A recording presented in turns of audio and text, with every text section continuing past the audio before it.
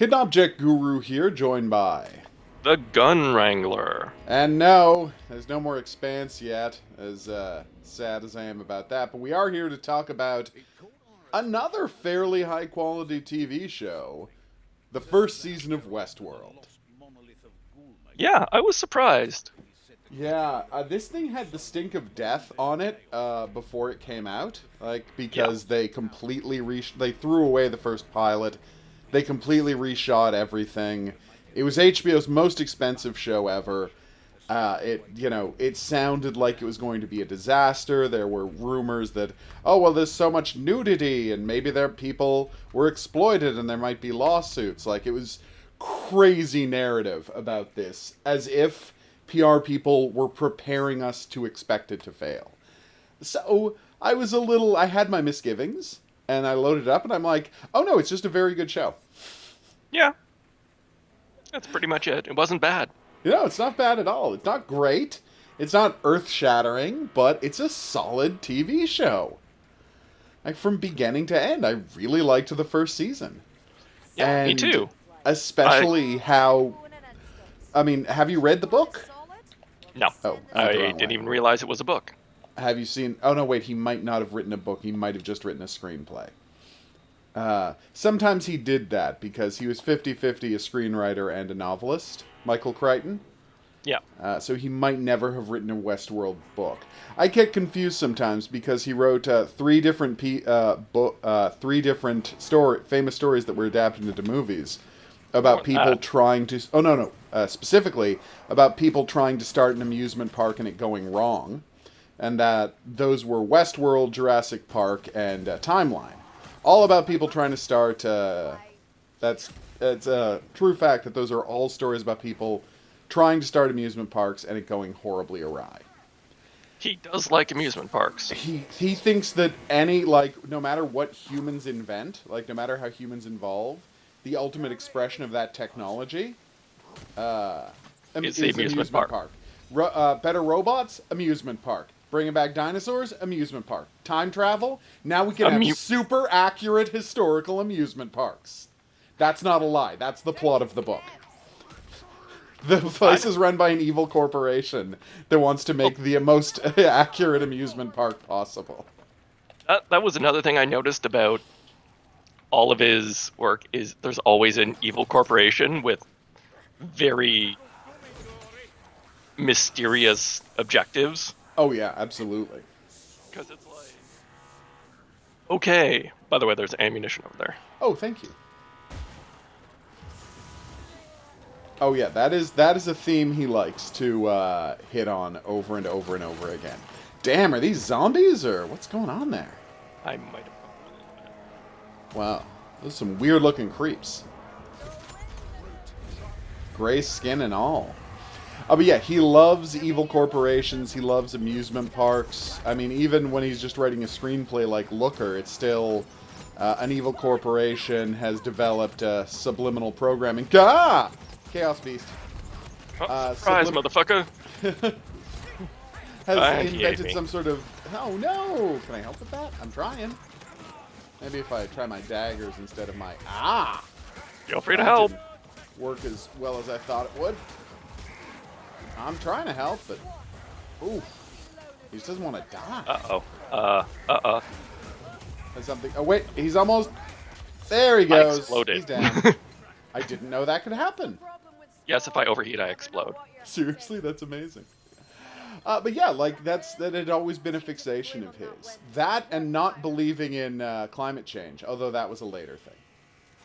But, in Jurassic Park, we're going to hire this company, we're going to take them over, and they're going to create dinosaurs for evil.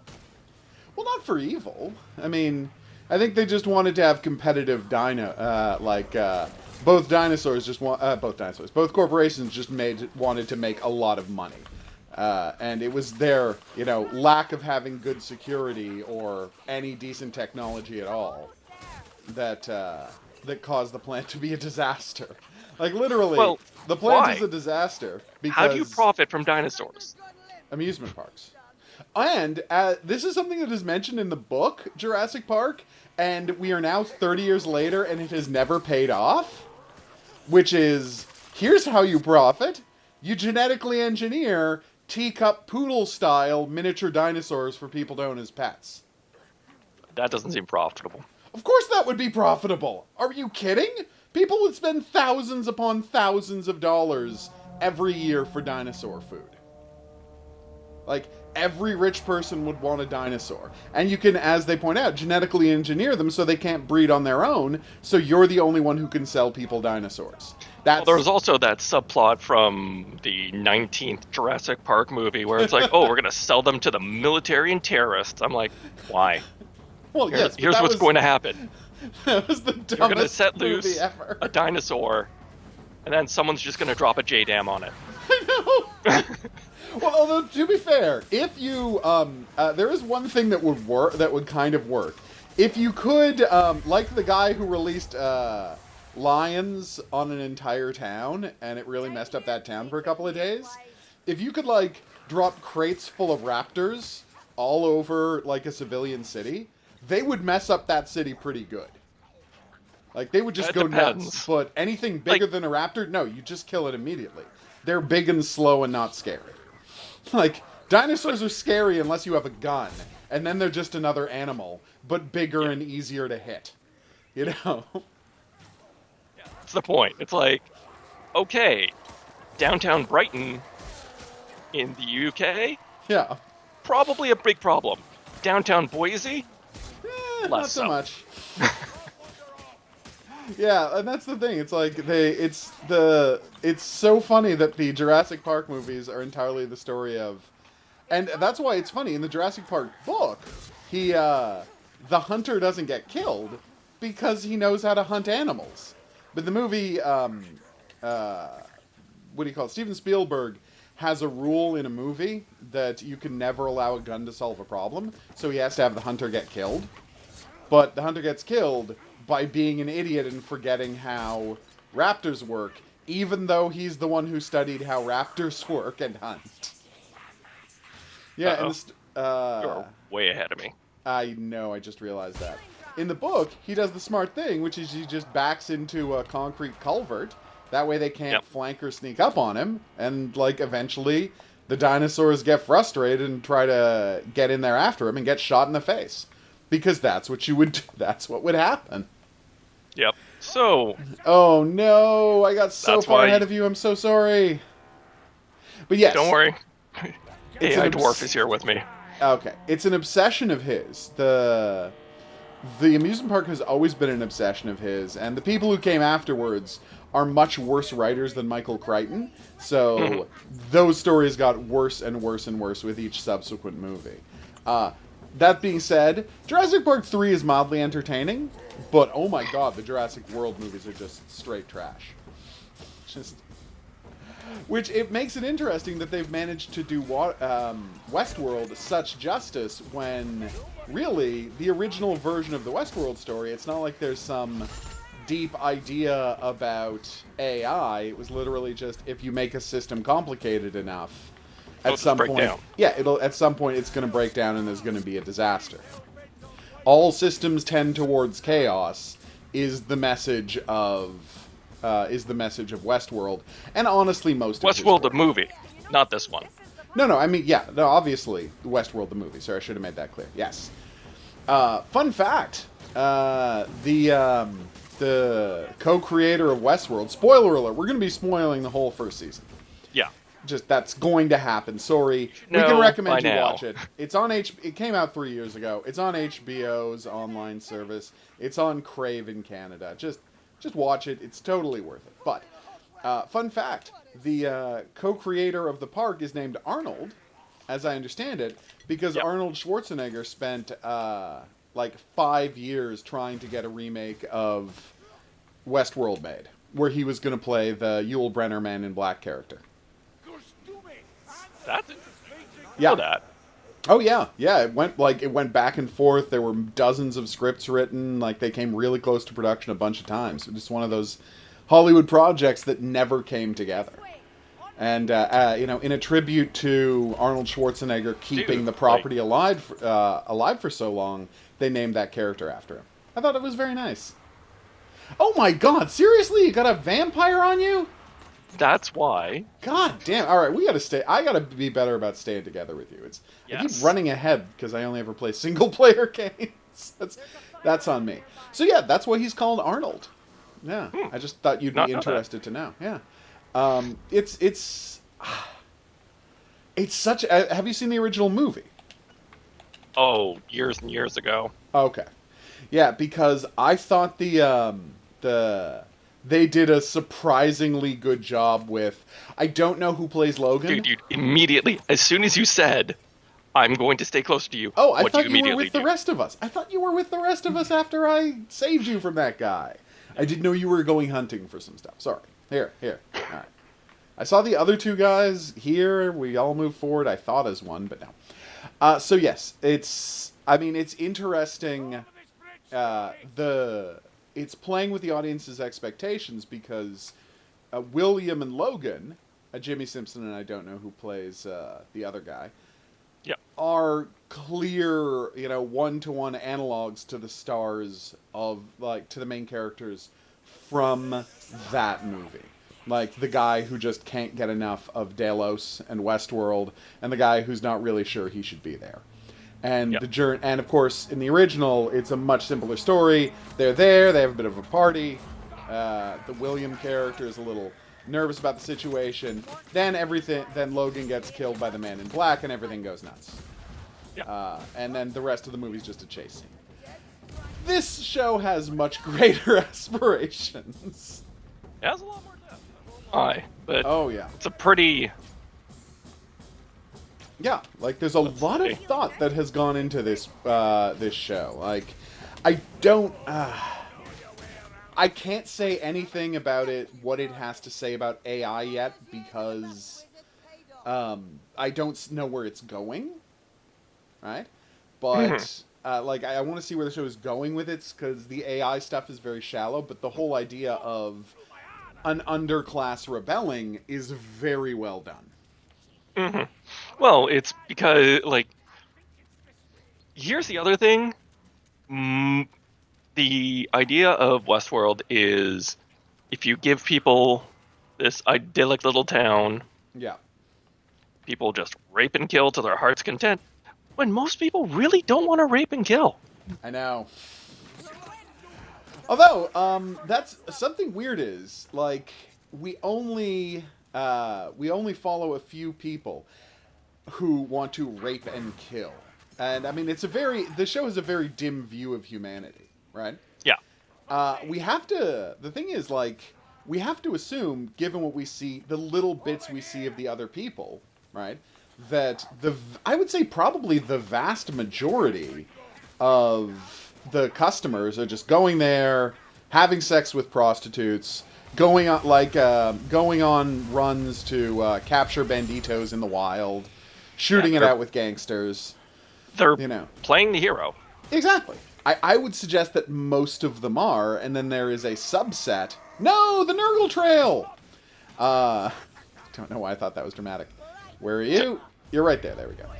I would say that most of them are playing the hero, but that's not what the show is the most interested in. I would argue that probably there are a lot of more white hats out there than black hats.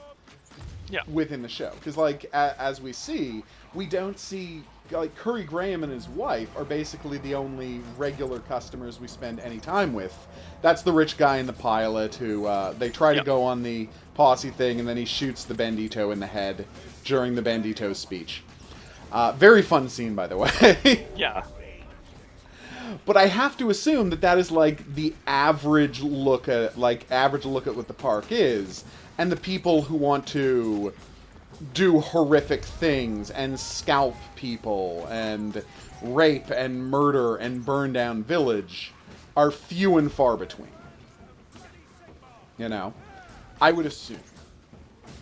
But I would hazard a guess that they're 0.1%, because it's like the whole video games cause violence thing, and most people are I'm going to reload this part in Mass Effect 9 times because I don't want my friends to be sad. I know, right? How many people, like, I know everyone I know who plays, action RPGs played Vampire, and they're like, why doesn't it have multiple save files? I want to go back and fix what I did. Yes, I need to fix this. It's like and you're absolutely right. Like, statistically speaking, the vast majority of people who play the video games with morality choices never even try a bad morality choice. And that's literally a video game. You're not in a physical place trying to shoot people. Yeah. Like, yeah. 98% of the time. Oh, yeah.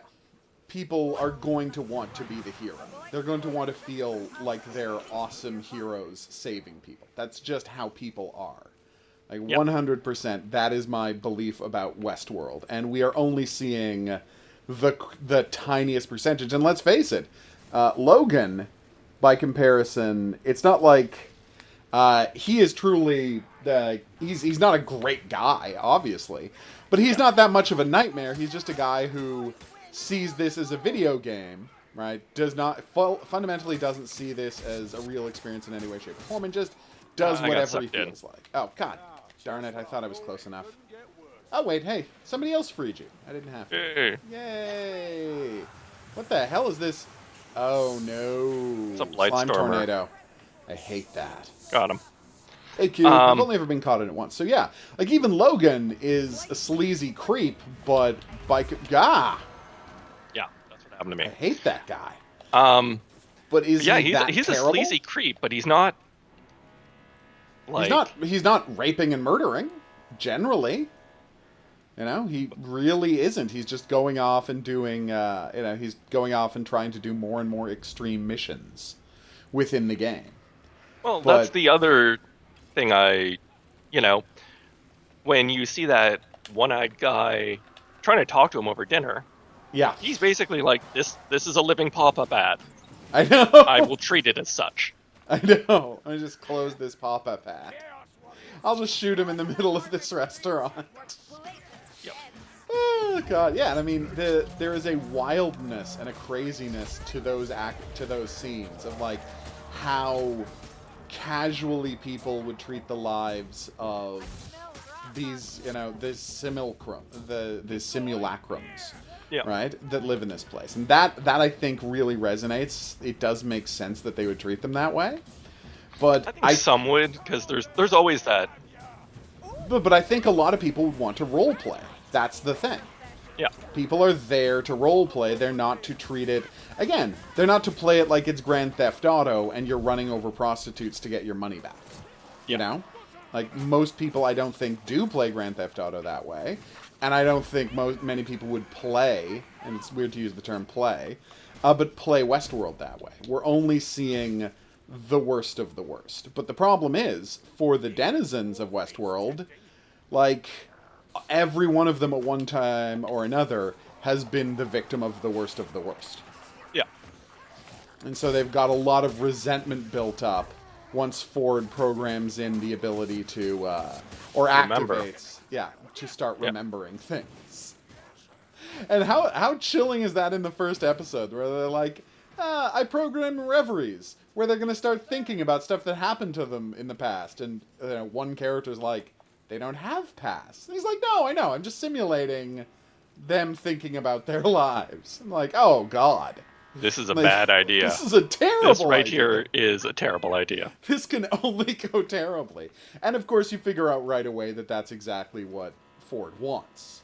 He's quite obviously the villain of... I mean, it's weird to use the term villain, because that is not what the show is saying. The show is saying that they have created life, and they are keeping life enslaved, and Ford is just allowing them to revolt and be their truest selves. I get that, but he is the season's antagonist, for lack of a better term. That's just it. Yeah. Like, he is the antagonist whether or not you feel he's right or not. Mm-hmm. Okay, I watched a couple of the episodes late at night, so I may have missed something, or maybe it was just implied and not said. But that house that Ford makes, that's a recreation of his family, and the little boy is him as a kid, right? That's exactly it. Okay, good. I was worried that I had misinterpreted that. Okay. He's very crazy. Yes, he is a very. I got a tome up here, but Oh. I'm already carrying one. Oh. So, Okay. I'll wait, get can I this one. eat this? No, I cannot. I got the lamp oil. I got some lamp oil. Okay. Can I bring the tome? Cannot be Jotun. Thank you for saying Jotun. So how would I go up there and get the tome? I can do it. Here. You just drop the. Put that over there. Okay. Can I hand it to you? No, I can't. Okay. Or I can if there's some medical supplies, but I don't see any. Ah, damn it. Yeah, because I We can better go up go. and get the other one if you. All right, let's just go and do it then. But anyway, yeah. So it's interesting, simply because. I got him. It's interesting because like you see that he has all of this time, and it's nice because his what? Ow. His best friend, of course, believed this ages ago, and he killed himself to prove that he was right about this and try and destroy the park because he wanted to actually build AI rather than just create an amusement park. He wanted to focus on what it, quote-unquote, should have been rather than a commercial use. And there's, of course, a message there about pure research versus scientific research and versus commercial research, right? There's a solid message going in there, and he has them kill him to prove his point, and hopefully shut down the park, but they don't let that happen. The park opens anyway, and things go just fine for, 35 years-ish. Hey, how much fun was the de-aged, was it seeing the de-aged Anthony Hopkins? That was pretty funny. It was a good did look. Yeah, like the effects are getting pretty good at the de-aging. He still looked, plastic covered, but I really liked the effect. But yes, so I think I think it's an interesting first season. I think it preps you from some very interesting stuff to go. But fundamentally, it works. Like whether it works or not is whether you got involved in the mystery, which is what I'm going to ask you. Did you see that coming? Or did you not see that coming? Because I'm happy to admit I didn't see that coming. Okay, say it again. Sorry, I missed that. Sorry. Did you see it coming that that half of the story was taking place 30 years ago? I did not. Was Okay, yeah. an interesting surprise. I thought that was a very good reveal. I did not see that coming at all. Until the episode where they reveal it. Like 5 minutes before they revealed it, I'm like, oh, okay. I am very blown away that I did not see this coming, and I'm kind of super impressed that the show managed to pull one over on me like that. The only thing that bothered me was the fact that none of the characters actually age. Like the robots. Right. They have like clinical immortality. Yeah. I mean, they are, because they are, and they're not super clear on how they're made, but I mean, they're not flesh and blood. They are plastic, right? I'm not sure. Yeah, actually, the show's weirdly unclear about that. Because they have fake guts, right? Every part of them is, like as they show us, your spun. Our main character. Well, no, it's interesting because our main character is a robot. Yeah. She's got a metal frame, and it's just plastic skin on top of metal frame. But all of the other ones we meet, we see them basically, you 3D print a skeleton, and then you fill it with fake guts, and there's a computer processor somewhere in its head, but there's also a fake brain around the computer processor. It's very weird. And here's my, here's a question I have, which is, so when they fire bullets, and I know this is going to sound weird that I have to ask this, but, like, they're not actually firing anything, right? It seems like it's Like given the they're reaction because certain characters are hit. oh, sorry, not that. Like I'm saying they're firing a pellet of rubber, and when a robot gets hit, like something inside the body acts Reacts. like creates a fake bullet hit when one of those rubber pellets hits them. That's it, right? Well, yeah, it's the reason why the Man in Black is basically immune to bullets. It's simunition. Yeah, Now, because he gets hit. don't- I mean, and we don't see Jimmy Simpson get hit earlier, and they will get knocked over by the I'm bullets. gonna explode a little bit. Oh crap. Yeah. Sorry. Like, we see them get knocked over, so they are impacting, and we see the dots hit their, like, the things hit their body and make impact. But when they hit robots, the robots have bloody explosions. Yeah. And I wasn't really sure how that worked until the Man in Black, what do you call it? Made made a guy's head explode with a cigar. And we find out that, no, they're not explosive cigars. They're just like, he specifically asked for a pyrotechnic effect when thing X, Y, or Z happens. And then they had to approve the pyrotechnic effect. And I think it's pretty clear that the guns run the same way. Yeah. Okay. Really use a healing right now. It's Exploding takes a lot out of me. Are you? I don't have a healing pack, so I will keep an eye out. Damn you, Nurgle spawn. Nurgle roots, or whatever they're called. Buboes. Oh, because they're bubonic plague pustules. I understand. Ew. This is very disgusting. Which is by design. You know, and I guess I got confused because, you know, it seems, not inconsistent, but it's like, I'm like, when are these guns gonna hurt, when are they not gonna hurt? Because in the original movie, there's this insane idea where, that, like, literally they were given real guns? Yeah. And each of the gun had a heat sensor on it, so if it was pointing at something alive, you couldn't pull the trigger. I'm like, that seems unbelievably dangerous, and there's so much that can go wrong. For example, doesn't this take place in, like, a simulacrum of Arizona where it's regularly, like, 130 fucking degrees? Right? Like, but how can this little factor on the gun? More than that, what if someone is standing behind a door and you shoot the door? The thing would detect the door, it sure as hell wouldn't detect the guy standing behind the door. So it's like, this makes much more sense than the technology in the original, but it kind of bothered me, because I have that obsession with needing to know how stuff works, that they never explained to me exactly how the guns work.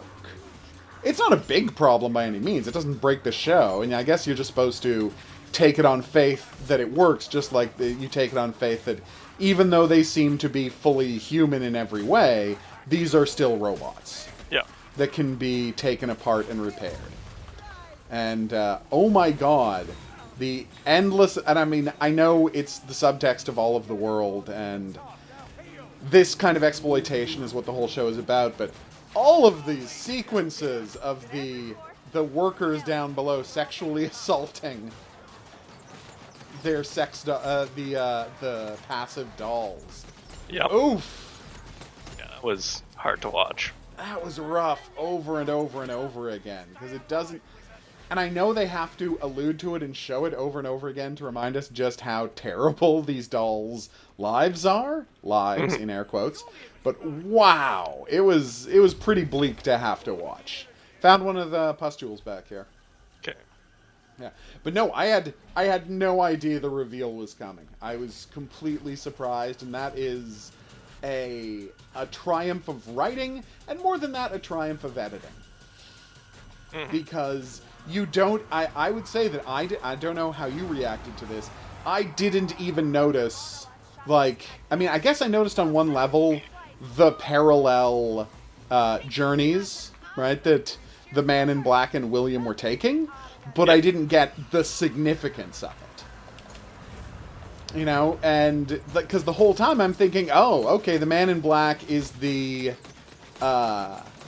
is the kind of... Well, not just the bad guy, but the kind of, like, zoned out guy who is not like who is willing to treat this place as a perverse playground. Yeah. And it's the kind of thing that Logan is tending towards and wants to turn William into. And then you get William going further and further down this road, and you're like, oh god, I hope he doesn't end up like that guy. And then you're like, oh no, he did end up like that guy. That is him, just, 30 years later. Yeah. It's such an amazing, it's such an amazing reveal, and it's in it. I think the show is going to even work even better on a second viewing, because I could already see watching it how clearly all of the setup and clues were there. But yeah, the payoff that that's a picture of his fiancée and now his dead wife that the father finds in the first episode. Yeah. Oh my, what a payoff! Oh. That was a fantastic little payoff. Oh my god, such a good episode. Yeah, no, and I loved, again, I loved the journey it takes him on. I love where that journey ends up. I can't wait to see what happens next season. I'm like, I didn't see him get killed. The only person I saw get killed is, the only person I got killed is Ford, so I have no idea what's going to happen next year, but I am completely there for it. Mm-hmm. So, my question to you is, what was your favorite little, your favorite little storyline this season? Because there's the main stories, which is our main character, I'm blanking on her name. This is terrible. Yeah. You've got Teddy's really tragic journey. Mm-hmm. You've got Maeve's move into self-awareness. And then you've got what Arnold, fake Arnold is going through. Like, what registered with you the most? And of course, Jimmy Simpson stuff. This is going to be an odd choice. Yeah. Sorry about that. It's actually the two goons who are, basically become Maeve's assistants, and them just sort of being like, oh, maybe we shouldn't have done all that, but... Oh my god, yes!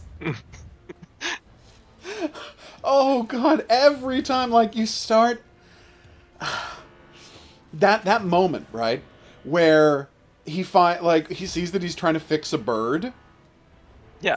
And it's you can't, and he warns him, you can't, I know it's a bird and you want to fix it, and on one level you think that you're just doing it to try and impress people and you can move up to design maybe instead of maintenance, but you're also thinking of it as a thing you can fix. You can't have empathy for anything in this world, or you go to a very bad place. Yeah. And he doesn't stop having empathy for things in the world, and we all see what happens to him. What happens? And Maeve calls him the worst human being. But, in a good way. Well, no, there's the Asian dude. Yeah, the Asian dude. He's called, you're a terrible human being, because you're the only good person I've ever met. I love that. You're the worst at being a human being. Yeah. Whereas she straight up tells the other guy, you're just a piece of shit. I know, and he's so terrible. And he really is terrible. He is. Oh god, he really is terrible, but he's hilarious as well.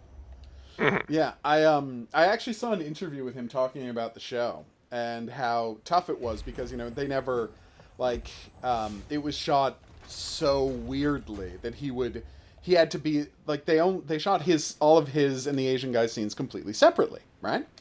Mm-hmm. And, he never interacts with almost any of the other cast members, so basically they just spent weeks, because of all the time, the delays, they would spend weeks just waiting around to be called to set that day. Because it's well, when is Maeve going to be available? Because she interacts with everybody, she's in all the locations that the show has, but most of their scenes are with her, so when is she available was the only question. Which I thought was pretty amazing. So yeah, they were constantly having to wait on her availability and just sitting around. Also, I found out the coolest thing, which is they used computer technology to essentially lock off the parts of the frame where the passive hosts were. Really? Yeah, so basically they would, have the post standing there, and so they could be completely still with their eyes open. No flinching, no vibrating, no eye reflections. They would be 100% still. And so they used technology to essentially create a background plate of the room, but a moving version of a background plate of the room. So whenever they needed there to be a passive host in the background, that's a still image essentially of that passive host, but using a computer model of the actual person so that they can move the camera around and have it be completely dead on. That is actually fairly interesting.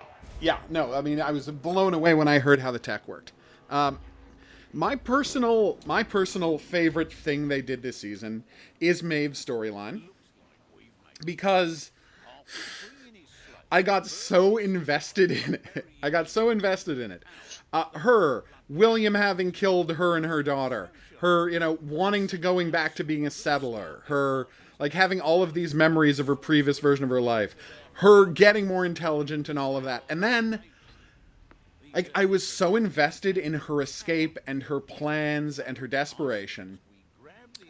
And then that reveal in the last episode, where even that is every a facade. Oh my god. Yeah. I honestly believed it was happening. All of her rebellion, everything about her wanting to become a real person, all of it was just Ford's plan, so there would be a shooting rebellion to keep security busy while he did the actual rebellion. And he doesn't let her leave. Oh my god, even that part, all of it, every bit of her journey we went through is just as much as part of a programming as her previous life as a New Orleans, riverboat madam. Yeah. Damn! And beyond that, there's some interesting stuff, like, I had some questions by the end of it. Yeah. I'm like, okay, so we've got clinical immortality for these hosts, because well, I mean, that's Dolores not necessarily hasn't true. aged a day. We don't know how they're powered. Like, their power cells might wear down. Like, we don't actually know their power. But yes, because their skin is made of plastic. You say she hasn't maintained aged a day, but like, that's not real skin. She's not a Terminator. She doesn't have flesh and blood skin. Well, like, we actually see them pull back the plastic skin a couple of times on her body. Well, that's what I mean by clinical immortality as compared to, like, actual immortality. That's true. Okay, yes. Right. Like, for all intents and purposes, she can continue being maintained and repaired indefinitely. Because, as you say, she's no worse for wear after 30 years. Yeah. That is clear. So continue. Like, does that mean that at some point you can, like, at what point wouldn't you want to just be like, you know what? Flesh and Bone is pretty decent. But I want one of those bodies. Well, that's a really good question, because can you get one of those bodies? That's the thing. Like, can you transfer a human mind into one of those bodies? Like, he has recreated Arnold, and he has a shocking amount of Arnold's actual memories. But is this just a really good bit of writing and production, or was Ford actually able to capture part of Arnold's mind in that body?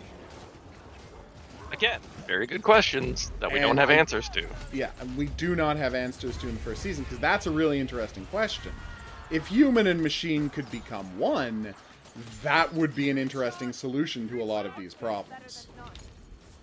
That I would be very interested to see where the show went. Oh no! Damn vampire guy, I hate that guy. Yep. But I mean, yeah, that's... like, that would be an interesting way to take it. I mean, I have no idea where they're going, but it would be very interesting to see where it went, though. Is that a bad guy? It is. Sorry, you were saying. Like, there's a lot of questions. This brings up also the idea that, is there... Ooh, I found a tome. Nice. Drank that first. I got a tome. Good work. Yeah, what the possibility it opens up to you? The possibility of, like, just how much biotechnology is out there. Like, okay, Yeah. if these people are, you know,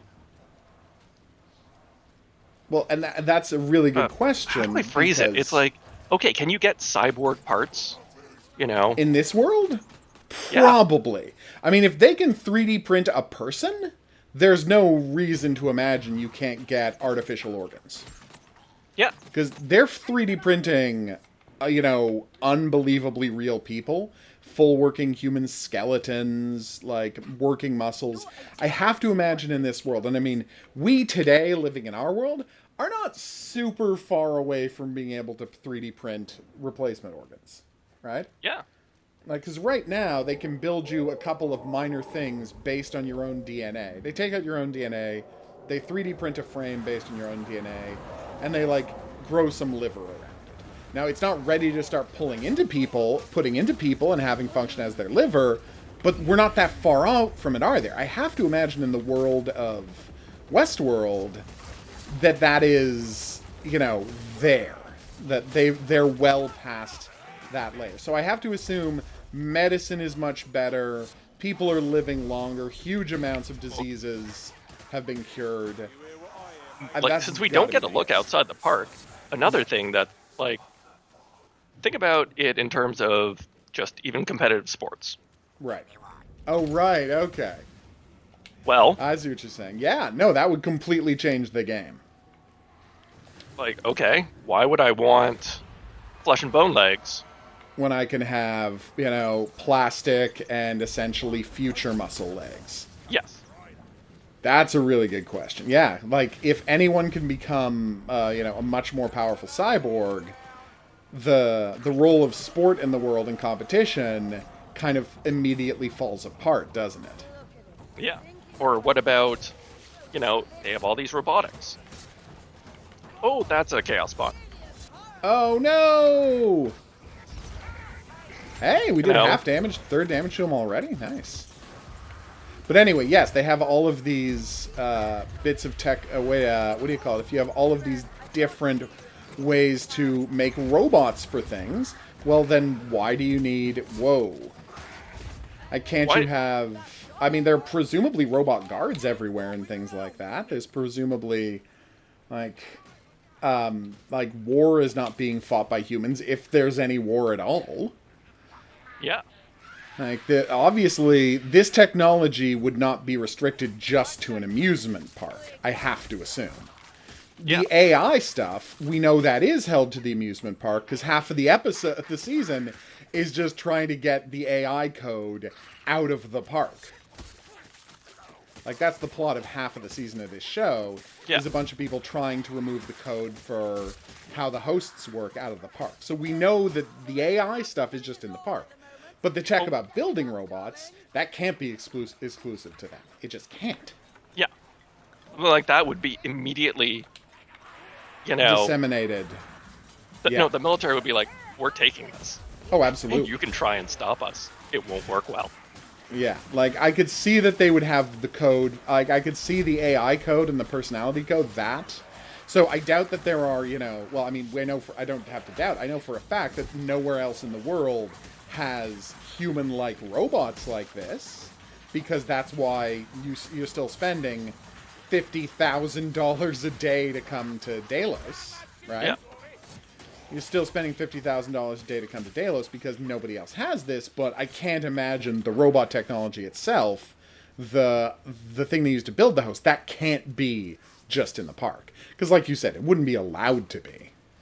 Because you can keep code secret, but you can't keep technology secret. No. Yeah, so that's a very interesting idea. And hey, apparently there are other, and that's the fact is, in Westworld, there was also Medieval World and Roman World. Yep. And at the end of the first season, we find out, yeah, there's Westworld, but there's also Samurai World, and maybe more. And you just never found out about it. Yeah. And the question is, are they in the process of building Samurai World? Or is Samurai World already completely functional in a different part of the park, and we just never get a hint of it? I can actually answer that for you. Oh, you can? Yes. Oh, okay. Is it? Is there already a Samurai World? Oh, okay. Well, don't tell me anymore. I'm very excited. I won't tell you anymore. All I'm just going to tell you is... there is, in fact, a Samurai World. Yes. Yeah, because I didn't know if that was one of the projects the corporation was working on, and that's what she was there to talk about, or if it was already a functional thing, and it's already a functional thing. Oh my god, the show takes out a bold stance against pretentious writers. Against pretentious what now? Writers. Yeah. Oh my god, is there a character more Someone in the writing ridiculed? room has a real chip on their shoulder. They're just about writers and self-important writers. Oh my god. The Horoboros. Wow. Damn. Again, like, there's so many questions. Like, if you're, there's clearly a lot of super rich people. Oh yeah. And if they're super rich and they can afford 50 grand a day to come to the park, Yeah. like, my big thing is, why wouldn't they have bodyguards? Like, Well, but I think, what do you call it? I would counter with why would they have bodyguards? Like, because the thing is, this is a park that's only for the super rich. yeah, It's not like it's not like you're hanging out with the hoi polloi.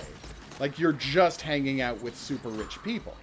I don't think they would feel they needed bodyguards.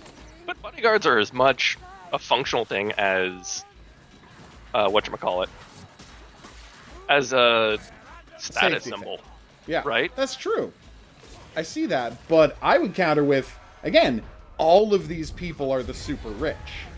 Like, all Yes. of them are. And all yes, of them they are like to very show concerned off to each about other. status. But all you would have to do is say, like, all you would have to do is make a condition to the park that you can't have, you can't bring in a bunch of bodyguards. And I think they would do that because it would break the immersion, and immersion is what people keep talking about. Yeah. Like, people, and more to the point, having a bodyguard kind of flies in the face of the whole fantasy of the park, is you get to be a hero or a villain. You don't need a burly guy to your left to do your fighting for you when you win every fight. Yeah. I was just thinking more in terms of, like, the technology. I see what you're saying. We haven't actually seen them outside the park, but if I was super rich, I'd have, like, 10 BattleTech elementals just with me all the time. I get that. Right? I see the logic in that. For those not familiar, in BattleTech, several factions have mastered gene engineering and basically bred 10-foot tall combat Monster infantrymen. people. Yeah. And I'd have like 10 of them. I'd be like, okay, here's my entourage of It's enormous possible. gene engineered super soldiers who are probably, cybernetically enhanced to the gills. And it feel wouldn't safe. surprise me if there are cybernetically enhanced bodyguards out there. I would suspect that in this world there probably aren't any genetically engineered super soldiers, because that's the kind of thing that, like, governments would want to outlaw. Yes. But I was thinking more in is- terms of, like, if this robot technology is out there, just be like, Yeah. okay, well, I'm going to make them 10 feet tall. I'm going to give them cybernetic limbs and... See what happens, yeah. But you say that, but at the same time, we don't know how good the outside world's AI is for controllable robots, for like voice activated or robots that you can order around. Like, we honestly don't know how good the AI is in the rest of the world. We only know how good the AI is inside Delos. So we can't. I mean, I see that. I see what your point is, and there might be some of that coming soon. I'm very interested to see how the second plays out second season plays out, as you can imagine. But I don't know that that's necessarily something we would see, just because it might overcomplicate the world and make the park seem less special, whether or not it made sense in the world of the show. But we'll see. True. We'll see going forward. And how great! Everybody's great this year. But how great is James Marsden this year, in this first season? Yeah. Like, yes, obviously, our main character is the real standout. She goes through a ton. But, right, the role that James Marsden has to play. Of the guy who's supposed to be a stereotypical hero, who, as we learn, his job is to lose, like, over and over and over again. Poor Teddy. Yep. You just, oh God. Like, the whole season, in the same way that her arc is about finding her inner self, this season is just about breaking Teddy down to the point where he comes to accept the fact that he's just a tool, like, He's expendable. to be used. He's completely expendable. He is a tool that exists to be manipulated by others, and it's just like breaks him down to this horrific point. Ugh. Right from the start, when he was used to murder all of the hosts in the hope of stopping the place from stop the place from opening. Yeah. That was so fantastic. I mean, no, that the fact that we keep watching that massacre over and over and over again. You're like, no, Teddy. Yeah, and then we see him, massacre all of the Union soldiers. Like, no, you weren't.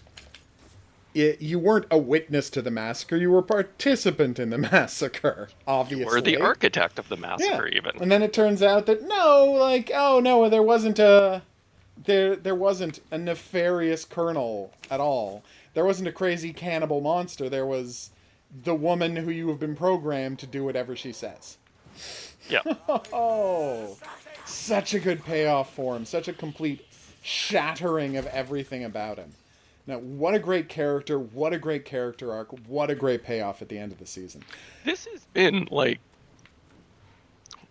with The Expanse and Westworld, we are living in another golden age of sci-fi. Oh, absolutely. One that we never thought we would see again after Discovery and Picard. Yeah, I know. But right? Yeah, and this one, it's like, do you know how refreshing it is to watch this after watching Picard? A show which wants to be about the ethics of AI, but forgets to have anything to say about it.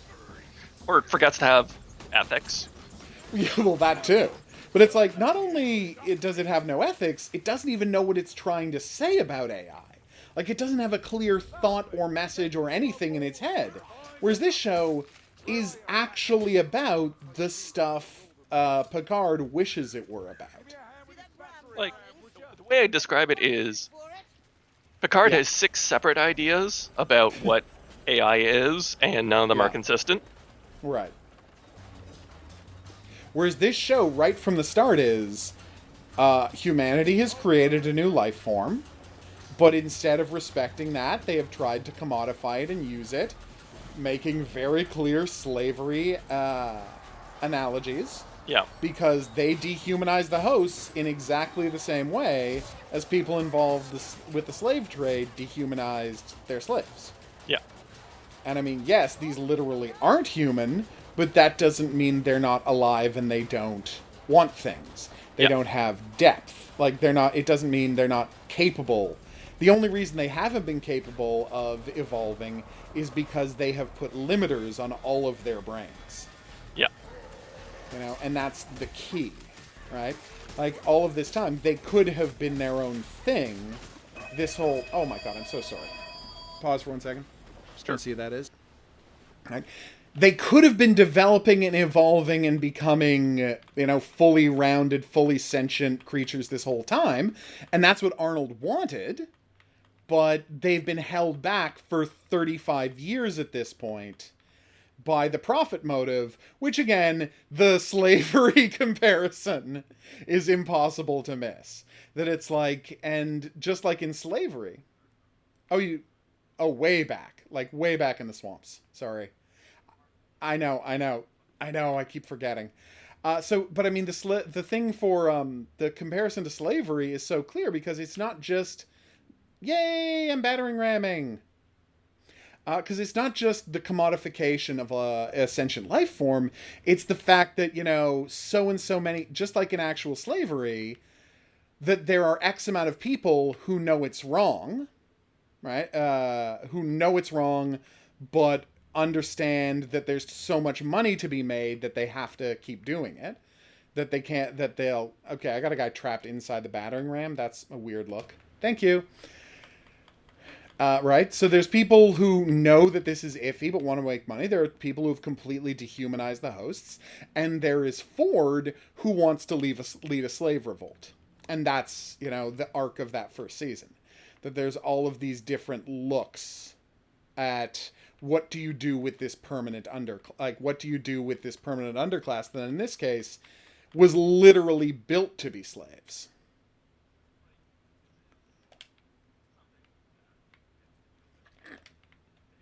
Yep.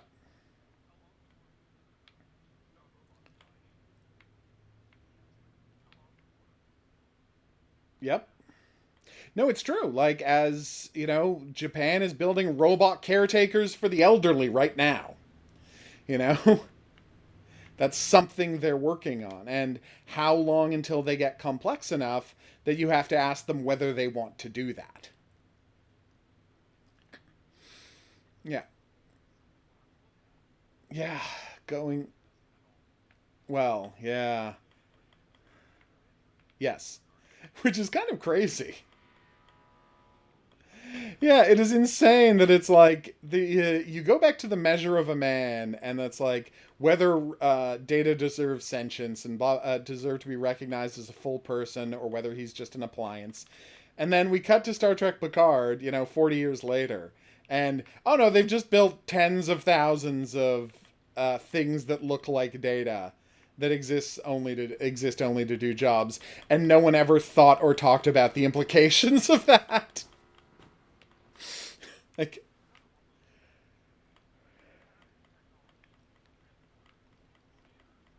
yeah. Yeah.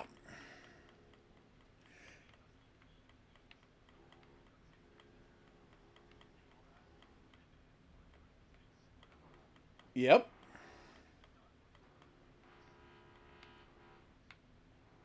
Yeah. And that's true. Mm-hmm.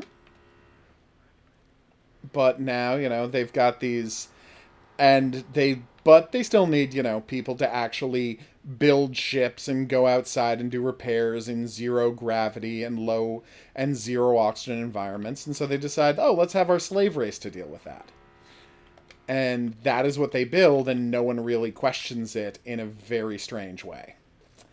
God, but it's just I'm so glad we watched this right after Picard, because it's like a sister show in that it follows up on so many of the ideas Picard should have had but didn't have the guts to address. Oh, by the way, I turned the graphics on the game up from ultra low, and now I see that yes, it's a very good looking game.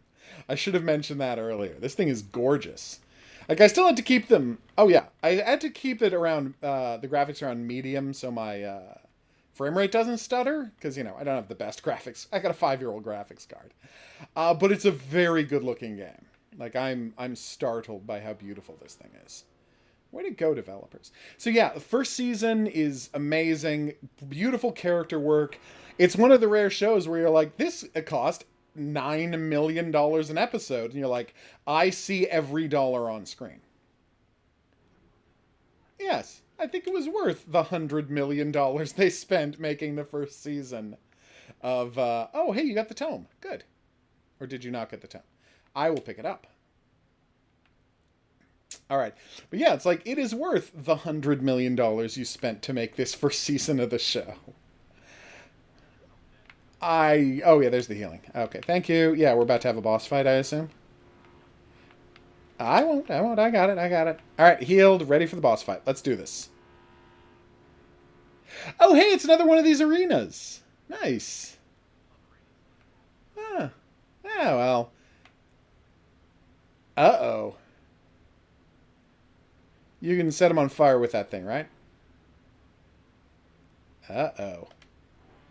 Hey there, buddy. Come on, a little closer. He hit me with a thrown axe. I did not know he could do that. Oh, wow. He looks great. All right, but yeah, like the first season, it was fantastic. Great character work, amazing world, like fantastic world building. He smashed you too? Yeah, that thrown axe doesn't screw around. Oh, wait, I got a bomb too. Forgot I had a bomb. Thank you. I will. Boom! I noticed that. He is dressed impeccably. Oh my god. No, he's got henchmen! And yeah, I can't wait for the second season to start. I know you've seen some, if not all of it. Don't tell me a damn thing. I'm going to get on watching it post haste, and then we will be back here to talk more. One thing I want to ask you is they've just did the third season just happened. Is the show continuing? Like, do you know if the show's continuing past the third season? Is the show over? Like, what is there any word? Okay. Yeah, yeah, that's true. It's well, nobody's well, some people have forgotten about. I think people are still worried about the pandemic. But you're right. There are some distractions going on as well. I'm not going to argue with that point. At the same time, it's everybody's having a rough time right now. But yes, I'm very excited. But production obviously is done on anything. My biggest sadness is that they didn't finish filming the 2 episodes of Fargo, so they've pushed the whole season to next year.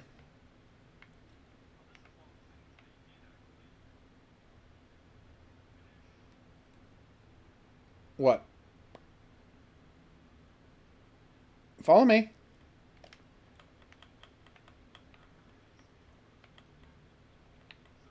Ah, okay. But anyway, they finished filming what? They have? Oh, that's fantastic.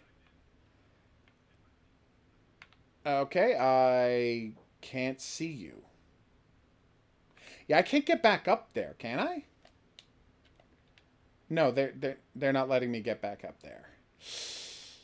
Meaning I literally can't revive you. I'm so. Will you respawn near us? How does this work? I'm so sorry. Oh, I do have the tome. You're right. But anyway, yeah, the right. I'm so glad, but like Fargo, they have to film it in winter because it's Fargo, and March in Manitoba, everything shut, or in Alberta, everything shut down, so they weren't able to finish the last 2 episodes, and so now we have to wait an entire extra year to see the fourth season of Fargo when it should have already been airing. So yeah, like there's some tough stuff. Hopefully the shows we want will come back. I know there was a problem where Supernatural wasn't able to film the last 2 episodes of the season, and it was like the last 2 episodes of Supernatural ever. So they held back the last 5 episodes and didn't air them, and they're like, once we can, we'll shoot the last 2 episodes and air those 7 episodes as like a special. So like people are doing what they can, but I just hope it doesn't lead to something like this getting canceled because it's good. I mean, it could collapse in later seasons. I hope it doesn't. I cannot wait to find out what happens next. All right. Oh, please. Okay. There's interesting stuff and there's going to be plenty for us to discuss, right? Okay, that's what I want to hear. So, yes, I guess that's that. Before we go, is there something else you'd like to recommend people check out?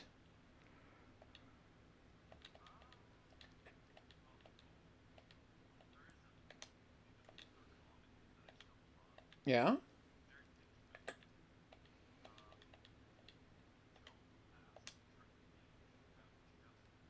Mm-hmm. Oh.